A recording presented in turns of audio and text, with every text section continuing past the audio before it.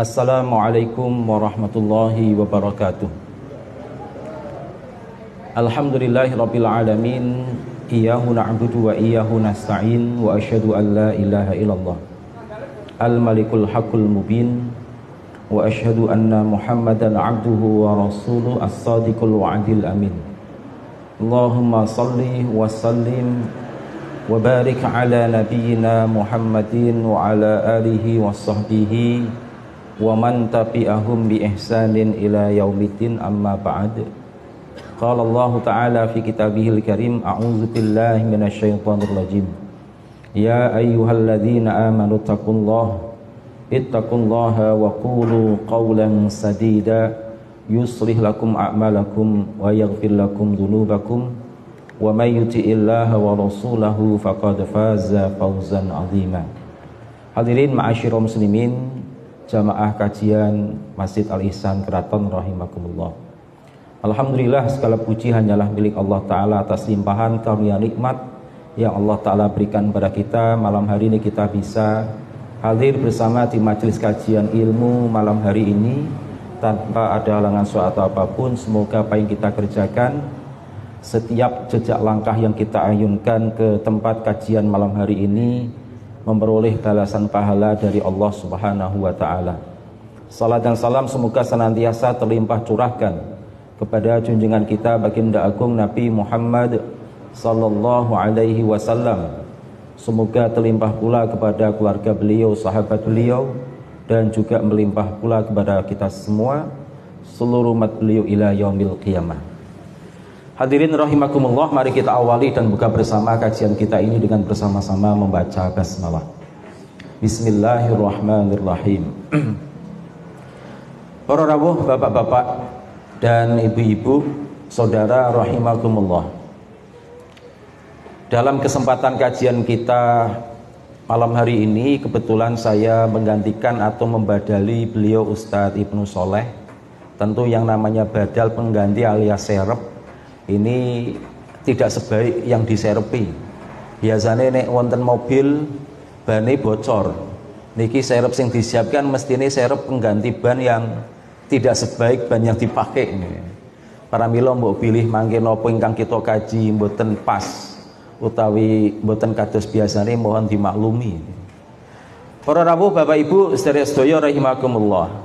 Kita sami gesang wonten alam donya punika mboten sekedar hanya permainan belaka, mboten sekedar hanya menjalani kehidupan selayaknya binatang yang hanya menjalani rutinitas kehidupan, makan, minum, beranak, dan seterusnya. Allah Ta'ala dawake wonten Al-Quran surah Al-Mulk atau Tabarok ayat ingkang kaping kalih, a'udzu billahi minasyaitonir rajim, alladzi khalaqal mauta wal hayata liyabluwakum ayyukum ahsanu amala. Dialah Allah yang telah menciptakan kematian dan kehidupan, liyabluwakum, agar supaya Allah menguji, memberikan ujian kepada kita, kalian semua, kita semua. Ayyukum ahsanu amala, siapakah di antara kalian yang paling baik amalannya. Dan hadirin rahimakumullah, terkait dengan ayat ini, bentuk seperti apa ujian yang Allah Ta'ala berikan kepada kita untuk menguji kualitas amal kita. Dari para ulama membagi secara garis besar, ujian hidup kita itu ada 4 macam. Satu, ujian berupa perintah-perintah Allah, al-awamir, di mana Allah menguji kita dengan berbagai macam kewajiban, perintah-perintah. Mulai dari yang paling prinsip, perintah untuk beriman kepada Allah, mengakui satu-satunya Allah yang menciptakan, mengatur kehidupan alam raya ini, mentauhidkan Allah Subhanahu wa Ta'ala. Dan konsekuensinya setelah kita beriman kepada Allah, juga tentu harus menaati segala apa yang menjadi perintah-perintah Allah. Hadirin rahimakumullah. Yang kedua, ujian hidup berupa larangan-larangan Allah. Segala macam yang Allah Ta'ala larang pada kita, tentu bagian dari ujian untuk membuktikan keimanan kita. Kalau iman kita betul-betul sepenuhnya beriman kepada Allah, tentu kita pun akan taat menjauhi larangan-larangan Allah Ta'ala. Hadirin rahimakumullah, dua macam ujian ini, perintah dan larangan Allah, kita berbekal syariat, harus mengetahui syariatullah, aturan-aturan dari Allah untuk bisa sukses menghadapi macam ujian berupa perintah maupun larangan Allah. Karena perintah dan larangan Allah ini bagian dari perundang-undangan yang turunnya dari Allah.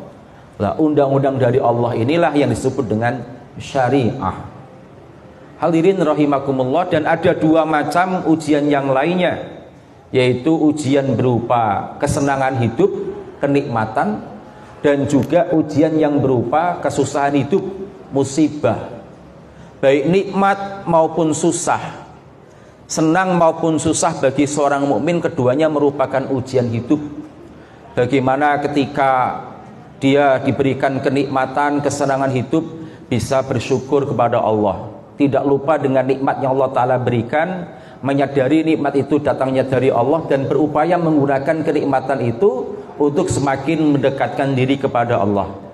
Demikian pula sebaliknya, ketika diri seorang mukmin diberikan ujian berupa kesusahan hidup, berbagai macam musibah, juga merupakan ujian dari Allah. Apakah dirinya mampu bersabar, ridho, rela terhadap keputusan Allah Ta'ala itu ataupun tidak. Nah, ini yang tergambar di dalam pernyataan Nabi Sulaiman alaihi salam, hadza min fadli rabbi liyabluwani aashkuru am akfur. Ketika Nabi Sulaiman mendapati berbagai macam kenikmatan hidup di dalam diri beliau, di mana beliau seorang nabi mendapat wahyu dari Allah, juga putra dari seorang nabi yaitu Nabi Daud alaihi salam, pun beliau di dunia ini menjadi raja. Karena Nabi Daud seorang raja, Nabi Sulaiman pun mewarisi tahta kerajaan dari Nabi Daud. Tentu raja memiliki kedudukan yang mulia di hadapan rakyatnya, demikian memiliki harta yang berlimpah ruah. Lah, segala macam kenikmatan hidup yang didapat Nabi Sulaiman, beliau nyatakan itu bagian dari ujian. Liyabluwani aashkuru am akfur. Apakah aku mampu bersyukur kepada Allah atau sebaliknya justru ingkar, kufur kepada Allah Subhanahu wa Ta'ala. Hadirin rahimakumullah. Lah, dua macam ujian yang terakhir, kesenangan hidup maupun kesusahan hidup, ini dapat kita sikapi dengan benar manakala kita mampu mengetahui ketentuan-ketentuan Allah Subhanahu wa Ta'ala yang berlaku di kehidupan alam dunia ini, atau yang dikenal dengan ketentuan sunnatullah. Hadirin ma'asyiral muslimin rahimakumullah. Maka tema besar kajian kita malam hari ini adalah berbicara tentang peta hidup seorang muslim. Bagaimana kita hidup di dunia ini agar hidup kita selaras dengan aturan Allah Subhanahu wa Ta'ala, sehingga dikatakan tadi sukses ketika menjalani kehidupan di dunia ini, bahagia di dunianya dan juga bahagia di akhiratnya.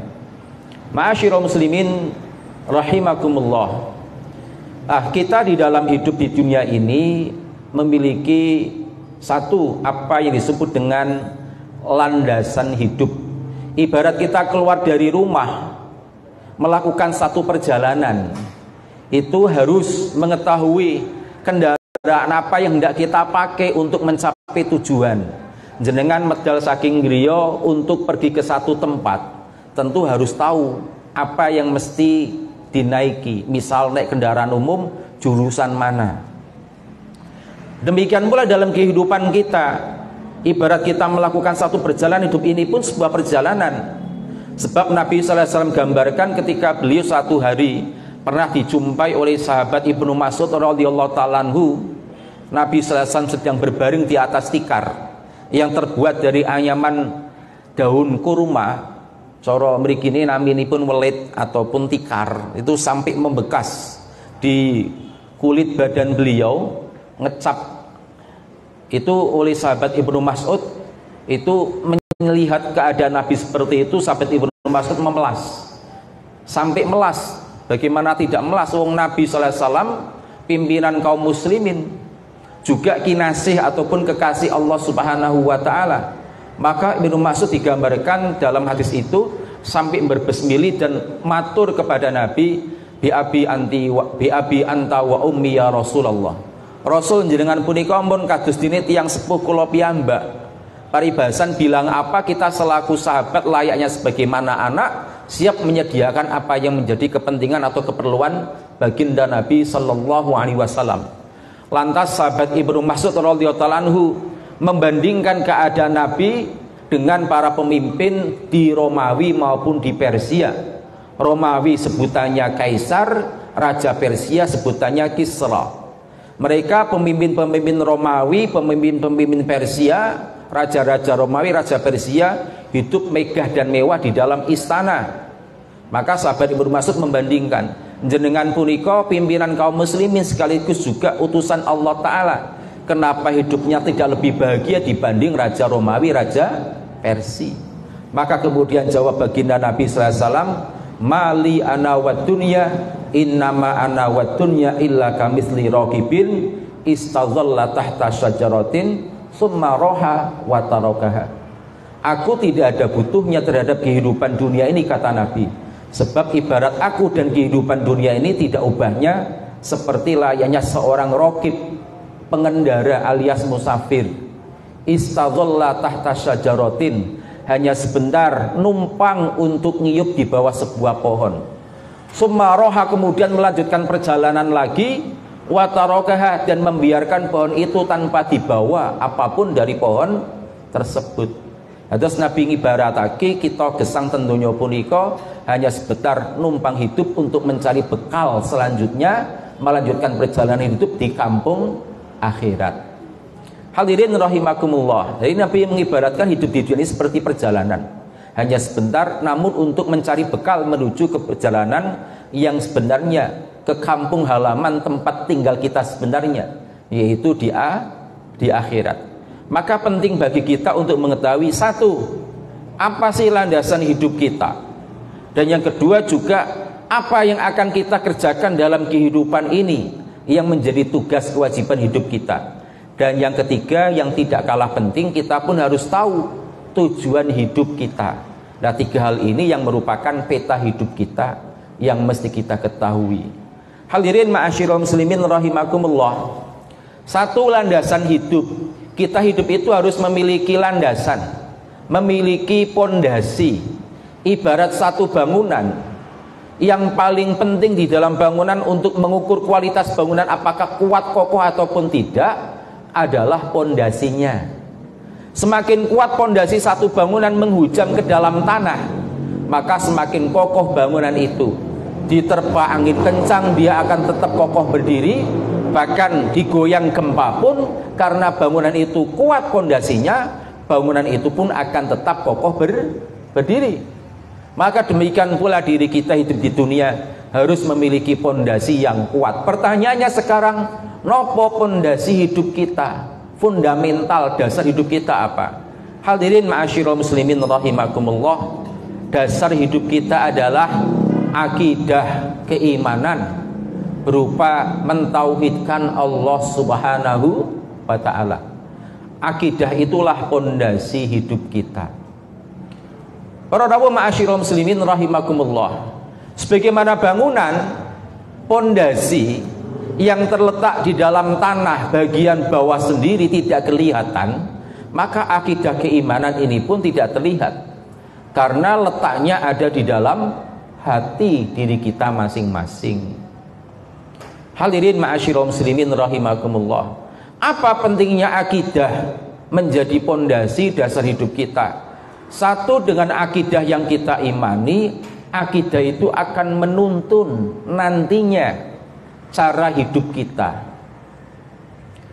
Misal dengan akidah yang benar, akidah yang kuat, hidup seseorang akan dengan mudah tertuntun mengikuti aturan Allah Subhanahu wa ta'ala. Ini dapat kita saksikan, dibuktikan sejarah para sahabat radhiyallahu ta'ala anhum ajmain, di mana baginda Nabi sallallahu alaihi wasallam berdakwah menjadi utusan Allah, mengemban amanat risalah selama kurang lebih 23 tahun. Sejak Nabi usia 40 tahun sampai baginda Nabi wafat di usia 63 tahun. 63 dikurangi 40 ada waktu 23 tahun.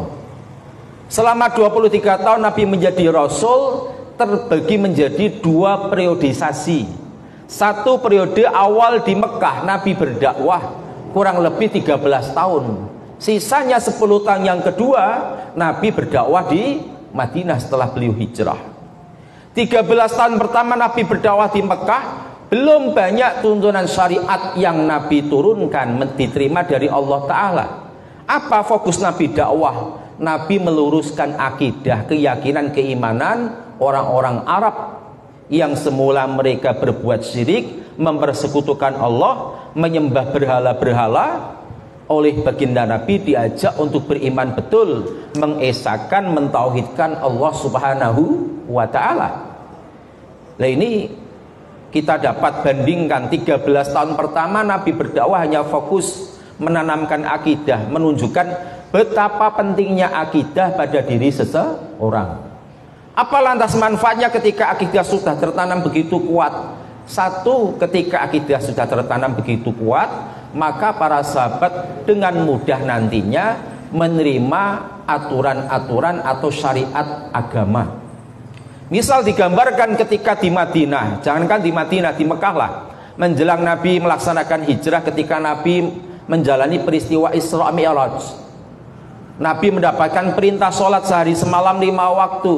Karena sudah tertanam akidah keimanan begitu kuat, apa yang menjadi perintah Allah untuk mengerjakan sholat sehari semalam 5 waktu oleh para sahabat dikerjakan dengan ringan. Begitu pula misal larangan-larangan Allah, sejarah tentang syariat diharamkannya khamr, minuman keras. Ayat tentang larangan minuman keras datang berangsur-angsur. Mulai dirinya hanya sekedar menjelaskan minuman keras itu ada manfaatnya, ada madorotnya, mafsadah kerusakannya. Namun dosa dan mafsadah kerusakannya lebih besar daripada manfaatnya. Sampai ayat yang keempat turun secara tegas melarang minuman keras. Innamal khamru wal maisiru wal ansabu wal azlamu rijsum min amali syaitan fajtanibu.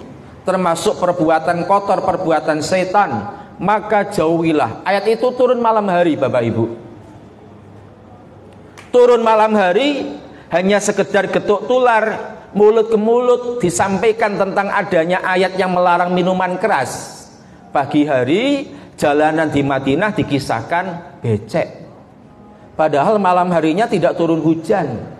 Becek kenapa? Becek karena sikap sahabat. Begitu ayat tentang larangan minuman keras turun, mereka sami'na wa ata'na, langsung taat kepada perintah Allah. Para sahabat yang masih menyimpan kendi-kendi maupun botol-botol yang berisi minuman keras, malam itu juga dipecahkan, ditumpahkan di jalan-jalan di Madinah. Nah, ini bentuk hasil konkret yang nyata dari buah akidah yang sudah tertanam begitu kuat. Apa itu? Akan dengan mudah mengikuti aturan-aturan Allah Subhanahu wa Ta'ala. Hadirin ma'asyiral muslimin rahimakumullah. Demikian pula bagaimana kita lihat buah dari akidah yang tertanam begitu kuat, para sahabat pun bisa dengan mudah merasa ringan menghadapi berbagai macam ujian hidup yang berat. Misal bagaimana gambaran sosok sahabat Bilal bin Rabah radhiyallahu ta'ala anhu, ketika sahabat Bilal yang saat itu masih menjadi budak masuk Islam, mengikuti ajakan dakwah baginda Nabi. Ketika diketahui sahabat Bilal menjadi muslim oleh majikannya dan kemudian didorong oleh Abu Jahal dan koronco-koronconya, itu sahabat Bilal disiksa, dipenteng, dijembreng, diikat kedua tangan dan kakinya di atas padang pasir yang panas di bawah sengatan terik sinar matahari, ditambah dengan tindihan batu besar. Maksudnya apa disiksa begitu keji? Maksudnya agar supaya Bilal tidak tahan kemudian keluar dari agama Islam. Namun karena keyakinan kuat, yakin betul adanya Allah, meyakini betul adanya kehidupan akhirat, hidup tidak hanya di dunia, hidup yang sebenarnya dan selama-lamanya di akhirat, sahabat Bilal ringan begitu saja menghadapi ujian yang berat di dunia. Maka yang keluar dari ucapan sahabat Bilal adalah pernyataan tauhid, ahad, ahad, ahad. Yang aku sembah hanyalah Tuhan yang satu, Allah Subhanahu wa ta'ala. Hadirin ma'asyiral muslimin rahimakumullah. Nah, inilah pentingnya kita memiliki landasan hidup yang berupa akidah keimanan yang kuat. Saat ketika Rasul sallallahu alaihi wasallam menyampaikan kepada para sahabat perumpamaan kedudukan Nabi di hadapan umat manusia, Nabi menggambarkan beliau bagi umat manusia itu ibarat seperti seorang laki-laki yang di malam hari gelap gulita menyalakan lampu. Jenengan ngematke napa mboten nek ten sawah niku biasane Pak Tani cok nguripake lampu yang padang beberapa watt, tujuannya untuk apa? Mancing agar walang yang cok jadi homoni padi itu kemudian terperangkap. Lah demikian pula Nabi menggambarkan innama masali wa masalun nas illa kamitsli rajulin istauqada naran. Umpamane aku, kata Nabi, perumpamaanku dan perumpamaan manusia pada umumnya adalah seperti orang yang menyalakan lampu, menyalakan api di malam hari. Apa yang terjadi kalau ada nyala api di malam hari yang gelap gulita? Maka faja'alat dawabu wal farashal lati yaqa'na fiha. Hewan-hewan malam, serangga, laron, kemudian juga belalang yang suka dengan terang-terang pasti akan mendekati cahaya api itu. Dikiranya sesuatu yang nikmat, sesuatu yang menghangatkan. Tapi ketika mendekat api dia akan terbakar, akan mati. Maka Nabi mengibaratkan, aku pun sama seperti itu. Wa ana akhidun bihujazikum anin nar. Nah, saya mengendalikan kalian, memegangi pinggang kalian agar tidak tercebur ke dalam api neraka.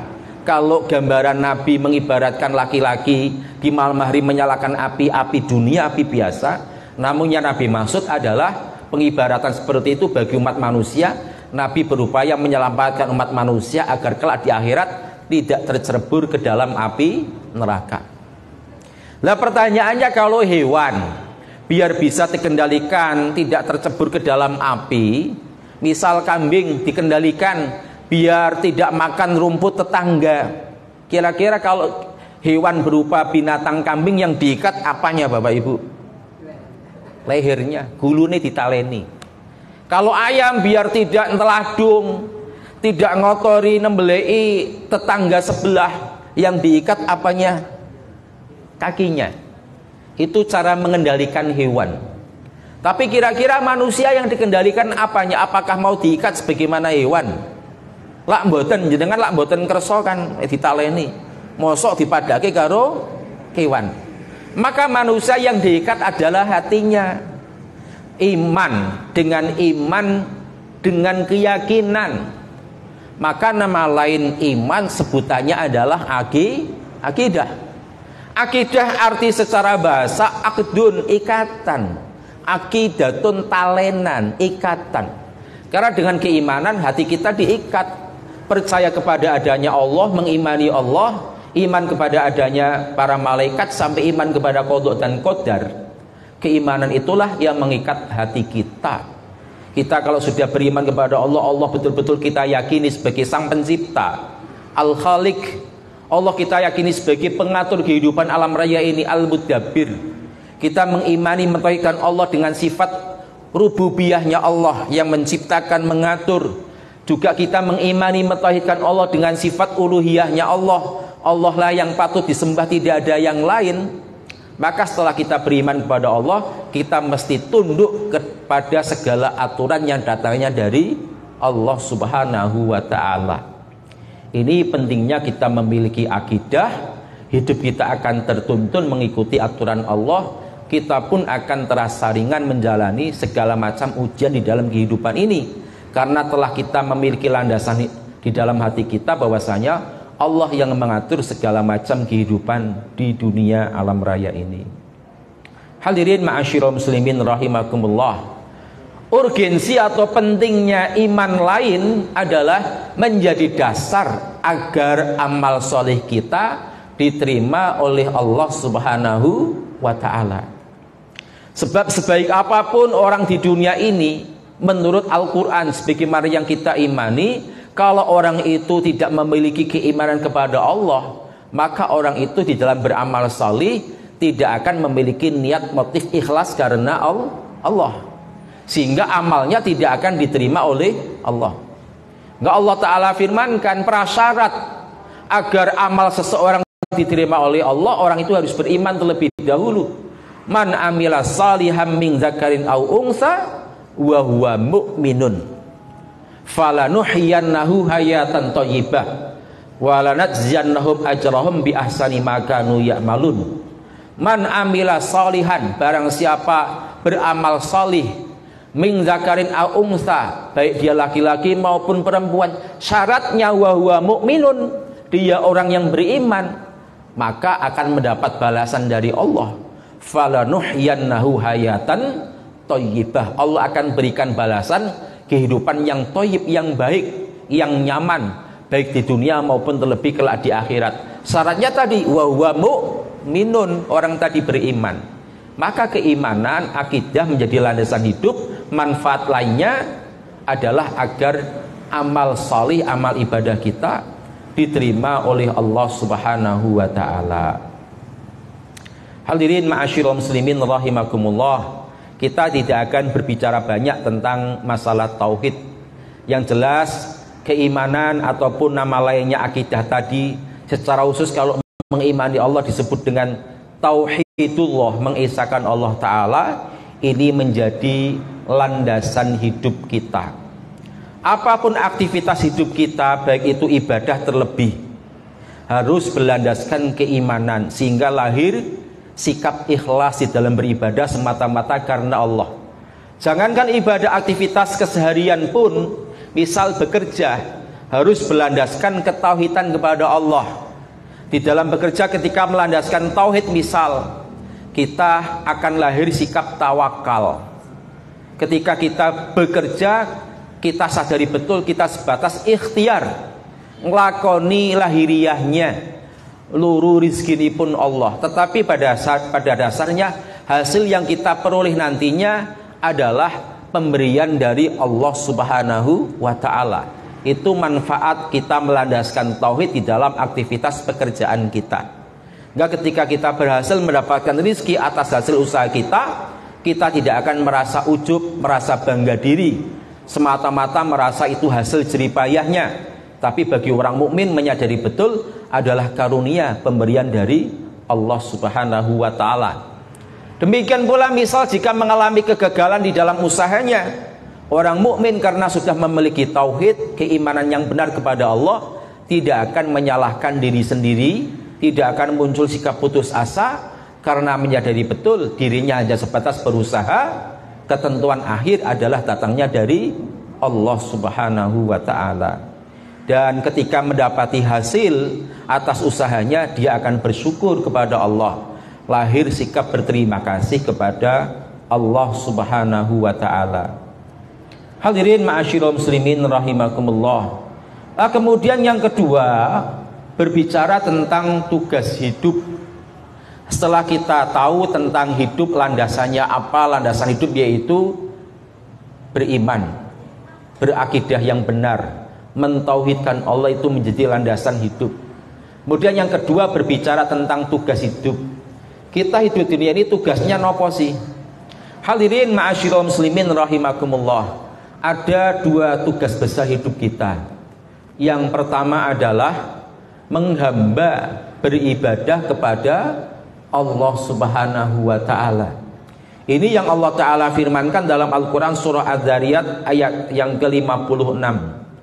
Wa ma khalaqtul jinna wal insa illa liya'budun. Dan aku Allah tidaklah menciptakan jin serta manusia melainkan agar supaya mereka liya'budun, beribadah kepadaku Allah. Ini tugas hidup kita yang pertama, beribadah kepada Allah. Ini pun harus kita ketahui makna ibadah secara benar dan proporsional. Sebab kalau tidak dimaknai dengan benar, bisa jadi orang akan merasa berat menjalani tugas hidup beribadah. Urip kok kanggo ibadah, tahu berat teman dadi wong Islam. Oh pernah uripe 24 jam kudune ning masjid. sholat, zikir, maca Quran. Itu kalau hanya memaknai ibadah sebatas ibadah ritual, sholat, puasa, membaca Al-Quran, berzikir. Padahal makna ibadah itu sangatlah luas. Sebab ibadah secara bahasa sendiri, makna ibadah itu adalah al-khudu' ma'at tazallul, ketundukan kita kepada Allah disertai dengan sikap merendahkan diri di hadapan Allah Subhanahu wa ta'ala. Itulah makna ibadah secara bahasa. Sehingga nanti ruang lingkup ibadah itu tidak hanya ibadah ritual. Tarjih di dalam HPT memaknai ibadah itu at-taqarrub ilallah dimtisali awamirillah wajtinabi nawahi wal amali bima adzina bihi syari'. Yang namanya ibadah secara prinsip itu upaya mendekatkan diri kita kepada Allah, tunduk kepada Allah dengan cara apa? Satu, melaksanakan perintah Allah, yang kedua menjauhi larangan Allah, dan yang ketiga ini yang paling penting, maknanya sangat luas. Apa yang ketiga?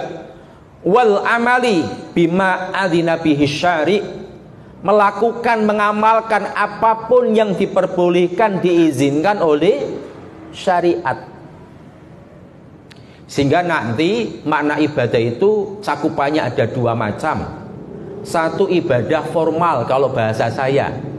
Kalau bahasa yang sering digunakan disebut para ustadz, ibadah mahdhah.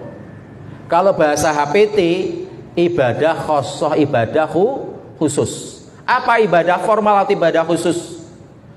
Perbuatan aktivitas yang oleh syariat memang sudah ditata carakan, toto corone ada aturannya, dan memang dikerjakan semata-mata sebagai sarana perwujudan ketundukan kepada Allah. Nopo contohnya sholat. Contoh lainnya adalah puasa. Sholat, puasa itu adalah perbuatan yang tata caranya sudah ditentukan oleh syariat. Dan sejak awal pelaksanaan kegiatan sholat maupun puasa dikerjakan dalam rangka tunduk menghamba kepada Allah Subhanahu wa ta'ala. Ini yang disebut dengan ibadah khosoh ataupun ibadah mahdhah. Nama sederhananya ibadah formal, ritual. Tapi ibadah bukan itu saja, hadirin rahimakumullah. Kembali kepada mana ibadah yang arti sebenarnya luas. Ketundukan kita kepada Allah, kepatuhan kita kepada Allah yang disertai dengan sikap merendahkan diri. Maka cakupan ibadah yang kedua adalah semua aktivitas kegiatan hidup kita. Meskipun awalnya kita mengerjakan karena tuntutan kebutuhan atau bahkan karena tuntutan nafsu keinginan. Misal jenengan nyambut gawe, bekerja. Kira-kira jenengan bekerja pagi keluar menuju kantor, yang bekerja di sawah sebagai petani setiap pagi ke sawah. Kira-kira yang mendorong jenengan melakukan pekerjaan apa? Butuh. Karena butuh mendapatkan rezeki. Misal lainnya jenengan makan minum. Jenengan kok dahar sarapan kalau pagi, siang makan siang. Kira-kira apa yang mendorong jenengan makan ataupun minum? Karena ada dorongan nafsu. Nafsu makan, nafsu minum. Demikian pula bagi yang sudah berkeluarga, ada nafsu biologis.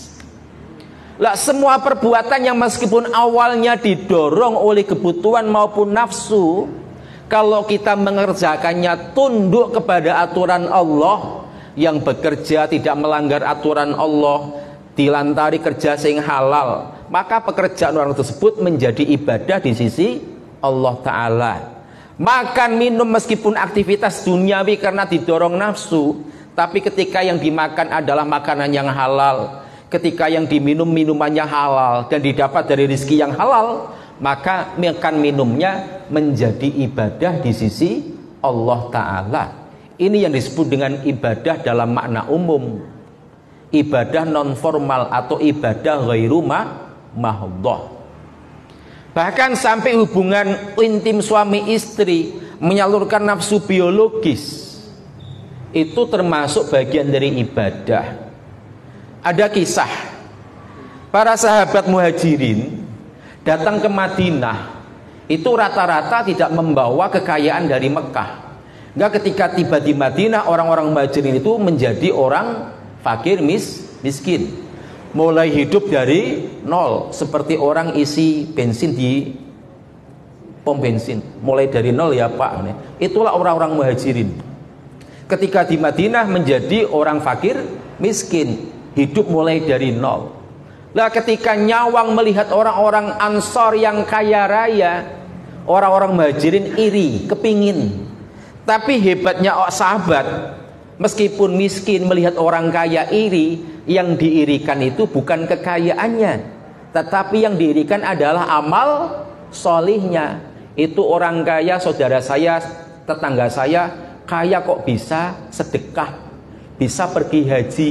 Yang diinginkannya sedekahnya, pergi hajinya, bukan kekayaannya. Maka orang-orang miskin ini sowan kepada Nabi, matur, ya Rasulullah, zahaba ahli tusuri bil ujur, wahai Rasul, orang kaya itu semakin banyak pahalanya. Bagaimana tidak semakin banyak, wahai Rasul? Nahnu nusolli wa hum yusallun. Kita orang miskin salat, orang kaya bisa salat. Nahnu nasumu wa hum yasumun. Kita orang miskin bisa puasa, orang kaya pun puasa. Sama-sama dapat pahala salat puasa. Namun wahai Rasul, wahum yatasaddaqun wala natasaddaqu. Giliran orang kaya bisa bersedekah, bisa pergi haji, kita tidak bisa mengerjakan, ketinggalan pahalanya. Apa lantas saran Nabi? Nabi menyarankan bukan berlomba-lomba mencari kekayaan, nyambut gawe iki, nyambut gawe tidak. Tapi yang Nabi tuntunkan, ingatlah, sedekah itu bukan hanya dengan harta. Zikir kalimat thayyibah, sedekah. Nolong orang, sedekah dengan tenaga. Lihat orang mau naik kendaraan kesusahan, membawa barang bawaan yang banyak, ikut menaikkan, ngangkat barang bawaannya ke atas kendaraannya, itu juga sedekah. Sampai Nabi nuturi, wa fi puti ahadikum shadaqah, dan di kemaluan kalian pun ada peluang untuk mendapatkan pahala sedekah. Nyenengake terhadap istri, sebaliknya istri nyenengake suami, sedekah. Lah kok bisa? Sama sahabat pun heran. Lah kok bisa Nabi? Ayatihatuna syahwatahu wa kana lahu ajrun. Wong paribasan itu nekani syahwat, rasa dikongkon, nek wis pingin yo bakal nglakoni. Kok bisa nolih ganjaran? Nabi balik bertanya, sahabat, seandainya ada orang memiliki nafsu syahwat, disalurkan dengan cara yang haram, berzina, dia berdosa atau enggak? Jawab sahabat, ya tentu berdosa Nabi, wong caranya haram. Maka Nabi pun menjelaskan, demikian pula sebaliknya, orang menyalurkan nafsu syahwatnya dengan cara yang halal, Allah Ta'ala izinkan, akad nikah terlebih dahulu dia salurkan kepada istrinya, maknanya dia tunduk kepada aturan Allah, yang dia kerjakan pun berpahala dari Allah Ta'ala. Ini kembali kepada makna ibadah yang luas. Jadi makna ibadah adalah kepatuhan, ketundukan kita kepada Allah Subhanahu wa Ta'ala. Ini tugas hidup kita yang pertama, beribadah kepada Allah. Dalam arti luas maknanya adalah tunduk patuh kepada aturan Allah Ta'ala. Maka perintah Al-Quran, ya ayyuhalladzina amanu dkhulu fis-silmi kafah. Kalau sudah mengaku beriman, maka udkhulu fis-silmi, masuklah ke dalam sikap kepasrahan. Islam itu maknanya kepasrahan, tunduk patuh kepada Allah Ta'ala, kafah secara totalitas. Ini makna lain ibadah. Hadirin rahimakumullah. Lah, untuk bisa beribadah dengan baik harus bermodalkan ilmu tentang syariat, menjadi hamba Allah yang patuh kepada aturan-aturan Allah, aturan hukum Allah, apa yang Allah Ta'ala perintahkan, apa yang Allah Ta'ala larang. Lah, aturan-aturan Allah inilah yang terkandung di dalam ilmu syariat. Tugas hidup yang kedua adalah menjalankan tugas sebagai khalifah Allah di muka bumi. Nah, ini yang Allah Ta'ala firmankan ketika Allah Ta'ala hendak menciptakan Nabi Adam alaihissalam. Dalam Al-Quran surah Al-Baqarah ayat 30, Allah Ta'ala berfirman, wa idz qala rabbuka lil malaikati inni ja'ilun fil ardi khalifah. Ingatlah tatkala Allah Ta'ala Tuhanmu, Tuhan kita semua, Rabb kita semua berfirman kepada para malaikat, inni ja'ilun fil ardi khalifah. Sungguh aku Allah akan menjadikan seorang khalifah di muka bumi. Siapa yang dimaksud oleh Allah? Nabi Adam. Nah, tugas khalifah ini pula yang nanti akan diemban oleh anak cucu Nabi Adam alaihi salam. Apa sih khalifah itu? Tugasnya seperti apa? Kalau makna secara bahasa, khalifah itu artinya pengganti, sebagaimana Abu Bakar radhiyallahu anhu, sahabat Umar, Utsman, Ali disebut sebagai khalifatur Rasul karena bertugas sebagai pengganti Nabi, pengganti Rasul. Nah, hadirin rahimakumullah, pada prinsipnya tugas yang kedua sebagai khalifatullah adalah kita harus menjalankan amanat dari Allah untuk satu, menegakkan hukum Allah di atas muka bumi ini. Yang kedua, menjaga bumi ini. Sehingga tugas khalifah Allah Ta'ala ini berkaitan dengan hablum minan nas, dan menjaga hubungan baik kepada sesama manusia, bahkan menjaga hubungan baik kepada lingkungan alam sekitar. Makaten nyuwun pangapunten sedaya kalepatan karena keterbatasan waktu, hanya 2 dari 3 yang dapat kita kaji. Ini pun sangat terbatas, yakni tentang tugas hidup manusia yang ada 2, beribadah dan menjadi khalifah Allah Ta'ala. Yang ketika tujuan hidup intinya adalah untuk mencari ridho Allah dan mencari fadl anugerah dari Allah. Semoga bermanfaat. Kiranya ada kurang lebihnya mohon maaf. Mari kita tutup kajian kita di malam hari ini dengan bersama-sama membaca doa kafaratul majlis. Subhanakallahumma wa bihamdika asyhadu an la ilaha illa anta astaghfiruka wa atubu ilaik wa lafu minkum. Assalamualaikum warahmatullahi wabarakatuh.